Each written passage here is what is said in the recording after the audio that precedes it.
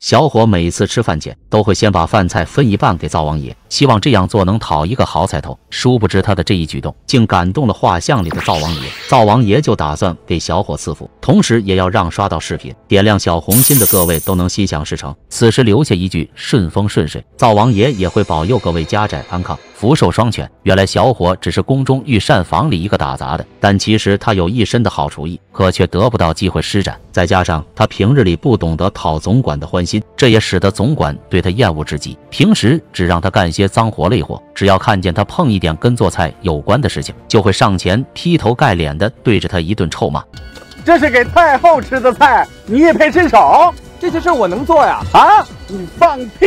很快就到了午饭时间，徒弟们吃的都是大米饭配青菜，而总管则是大鱼大肉配上美酒，吃的那是一个美呀。这时一个徒弟悄悄端来一盘菜，当总管看见里面装的是手扒羊肉时，他顿时吓得大惊失色。原来慈禧太后是属羊的，他曾下令整个皇宫不许任何人吃一点羊肉，违令者可都是要掉脑袋的。而小徒弟则让师傅放宽心，只要你不说我不说，别人是不会知道的。听到这话，总管这才把心放到肚子里。他平时就喜欢吃羊肉，如今美食就在面前，他也顾不得那么多了，于是便大快朵颐地吃了起来。怎料才刚吃没两口，慈禧身边的安德海气冲冲地跑了进来，吓得总管不知所措，最后只好将那盘羊肉放在灶王爷的画像前。安德海刚一坐下就大发雷霆，原来是今日御膳房做的菜，令慈禧太后非常的不满。安德海正准备兴师问罪，不料此时却闻到了一丝羊肉的气息，循着味道最后来到了灶王爷供桌前。他当即询问是谁这么大胆，竟然敢在宫里吃羊肉。总管为了撇清关系，便将这一切都推到了小伙的身上。小伙刚想要解释，安德海就已经要掀开盖子了，怎料此时灶王爷竟伸出了手，死死按住盖子不放。安德海使出吃奶的劲，也没能打开盖子。他勃然大怒，准备要掌嘴教训小伙，怎料巴掌打在他身上竟毫无知觉，反而安德海的手却疼痛无比。殊不知这一切都是灶王爷施的法。正在此时，一个太监来报说太后让安德海去一趟，安德海也只能悻悻离去。而灶王爷觉得还不解气，于是就跟着安德海来到了慈宁宫，准备再给他点颜色瞧瞧。眼看安德海把慈禧太后哄得喜笑颜开时，灶王爷突然对他施法，让他开始胡言乱语。